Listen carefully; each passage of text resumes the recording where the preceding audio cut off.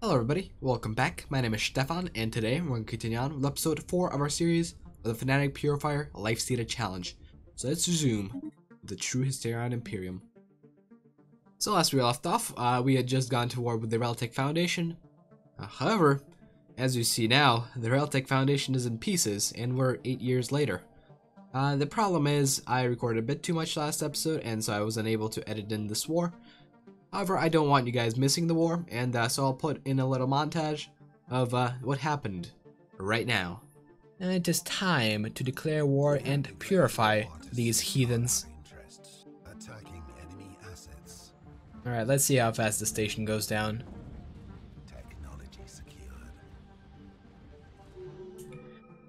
Like a hot knife through butter.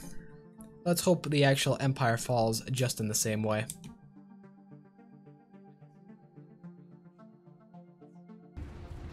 And there we go.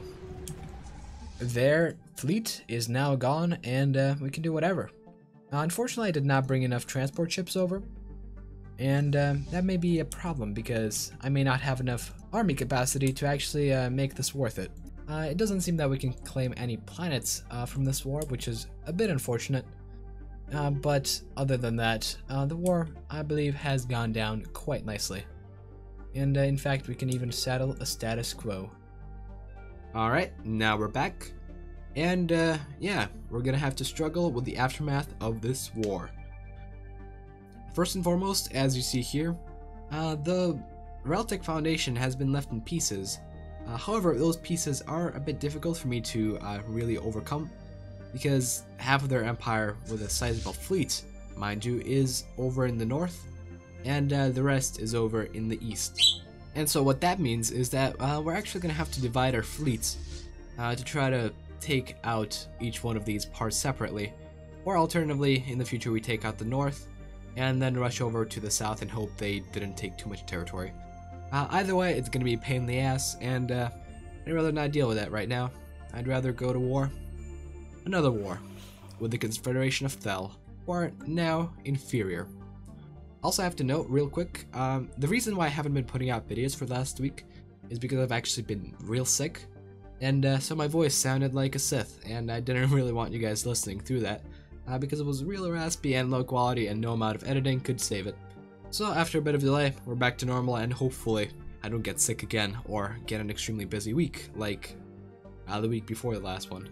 But anyways, let's get back into this. There's also a couple interesting things over here.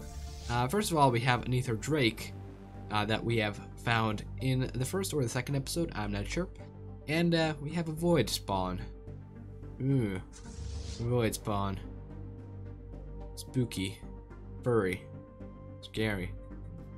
This thing doesn't really net us too much. If we're going to take out Leviathan, we're going to take out the Ether Drake.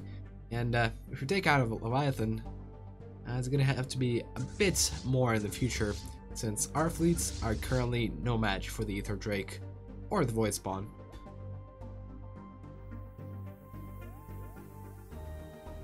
A vile enemy has declared war on us. Oh, interesting. So we actually got declared on. I mean, this is reasonable, and it should have happened sooner rather than later, because, well, we're running high aggressiveness, enhanced AI, and Glavius' ultimate AI Megamod, so yeah, sure. Guess we'll have to purify some xenos. Well, it's interesting that they're declaring war on us, even though they're literally inferior to our scattered fleet. Like, what the fuck are you doing, guys? Especially considering how my fleet is, like, right over here. The big thing that we are going to have to do is actually recruit a bunch of armies, because last war, lack of armies was the thing that resulted in this mess, and so hopefully we can just healthily consume these guys, and then be able to move on to these guys, so that we can claim a nice little elusive Tarblack, because that is our quest so far, to just recover all of them and be done with it. Oh shit. So we've now encountered the Tainaki Matriarch, and this button still doesn't work. I just want to go to the system. Like, game, please. Well, I don't know where this chick is. Oh, I see where that is. Okay, never mind. Tainaki Matriarch in its full glory. I haven't actually encountered it ever, really, and so this could be a fun battle, hopefully. Plus, there's also a bunch of worlds in the system, and one of them is actually a size 18 Gaia, so we're gonna have to prioritize getting this system before any other Leviathan, since we can only inhabit Gaias, and so far, we actually have 0 LG insights, so we don't even have access to habitats. Oh, now we get a contact report of Leviathan. Really? We've seen 2 massive creatures, and only now are my populace praying? What is this? Enemy presence exposed. Alright, so we know about their first fleet. It seems to be mostly corvettes, and they're mostly undefended by point defense, meaning that our fleet with torpedoes is gonna do very well against them.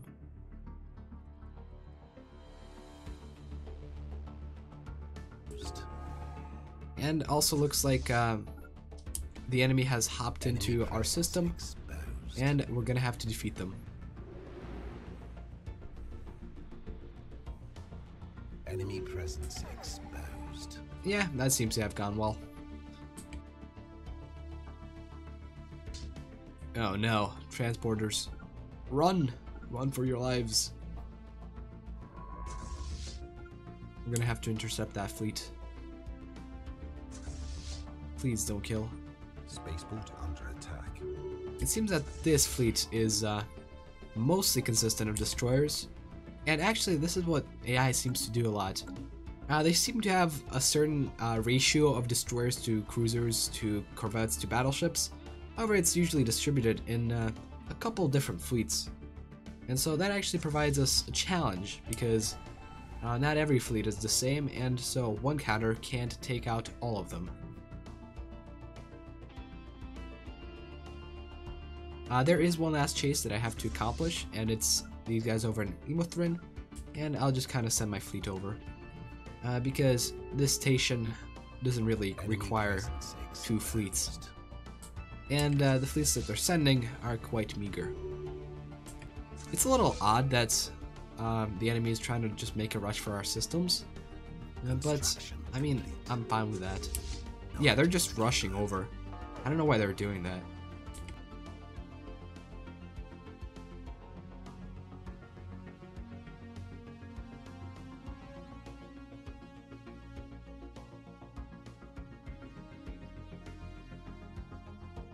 Alright, looks like our fleet is finally able to catch up to the runaway fleet, just wreaking havoc on my systems. And yeah, hopefully this outburst of intelligence from AI is not gonna last.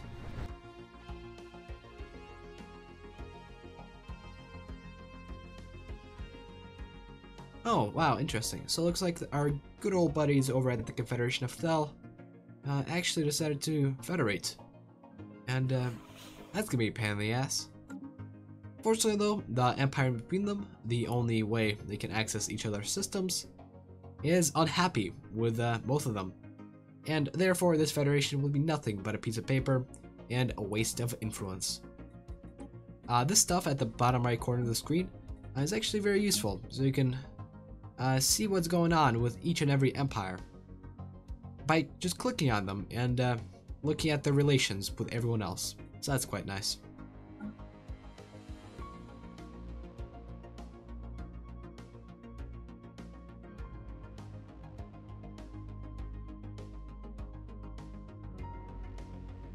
Alright, so now we got a concentration of forces over in Fuovel. That took way longer than it needed to, but now we can concentrate our forces on a single planet and strike down the enemy.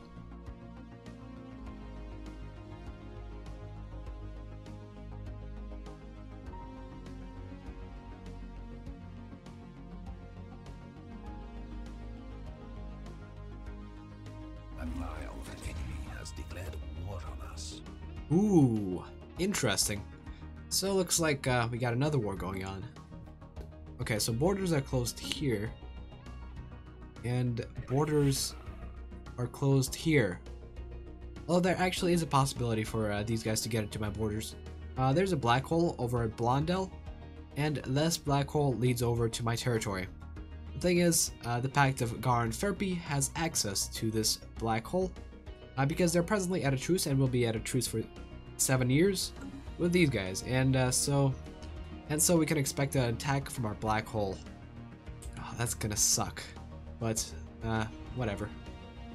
I should theoretically have enough time to claim some of these guys as systems, and if that happens, and then if these guys come in through the black hole, I should be able to repel them.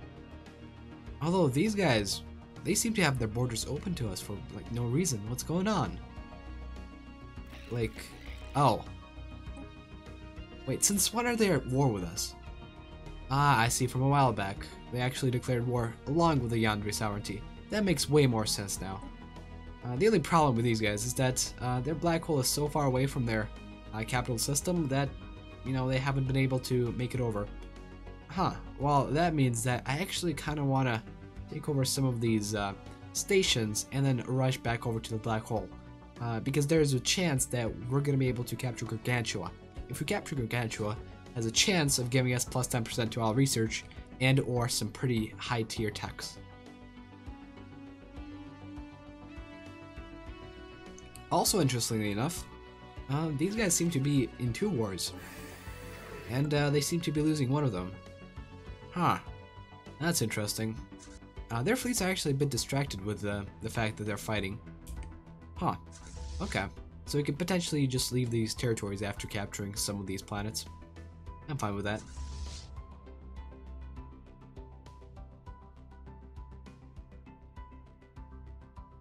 Okay, so we have 1,190 days until forced peace is made, and we can get one of our fleets to the black hole in about 900 days.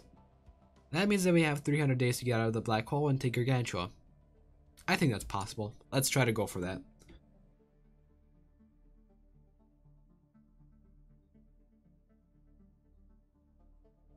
Oh, what's also interesting is that our good buddies over at the Realtek Foundation are in another war. This time with the Aquina Slaughterers, so they're gonna get wiped out. These guys are gonna get wiped out, and hopefully these guys are gonna lose a couple systems. Also, there's one thing that's actually pretty interesting and useful. There's a possibility to just like restrict systems, and that way your fleets will attempt to not move through them. Meaning that if, for example, I have a science ship doing automatic exploration or just moving around, I'm going to try to avoid the system with the big nasties in them, even if they're passive and don't really care. It's also useful in a war because if you're moving fleets around and there's a system that you really don't want to take because it's too fortified, you just restrict it, and then it won't be an issue.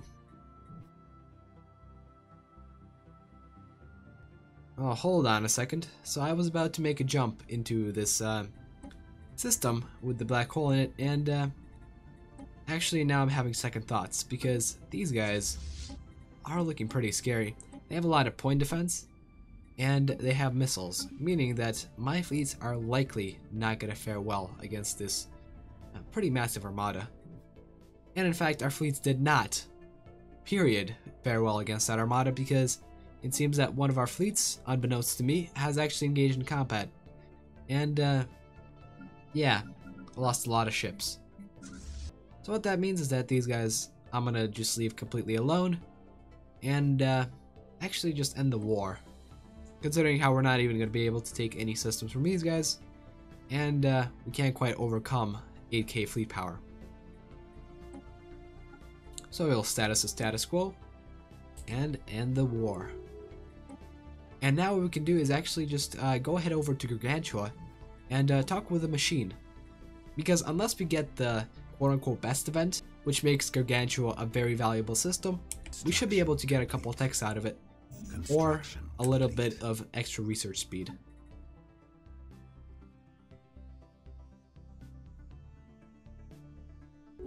Also, I see that there's now peace between the Realtek Foundation and the Equine Slaughterers, and we now have border access to the Equine Slaughterers, meaning that it's probably a good idea to try to attack them after their fleets are moved back to their capital system.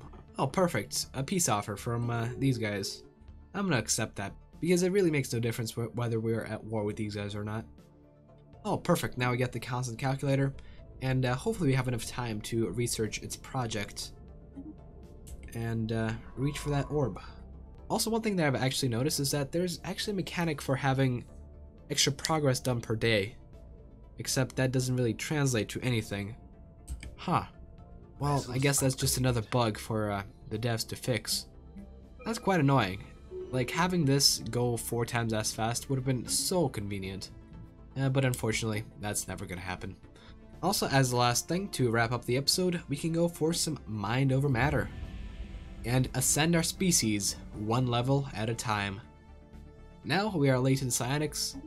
We should get a little boost to our production, and eventually we're going to have the ability to recruit psionic leaders, which are going to be just better leaders. Later we're going to have access to the Shroud, and that's going to make quite a bit of difference, considering how we're going to be able to get techs that are better than everyone else's. So that'll be it for today. If you enjoyed what you saw, please leave a like, and subscribe if you want to see more. Next episode, we may actually want to try to take out an Ether Drake or something, because after these fleets are done upgrading, we're going to have about 20k fleet power. And that's right about how much it takes to take out one of these things, especially considering how our fleets are actually pretty much built to counter this thing. Hopefully this thing doesn't shoot through too many of our corvettes, but we'll see that in the next one. And I do hope to see you guys next one. Bye bye.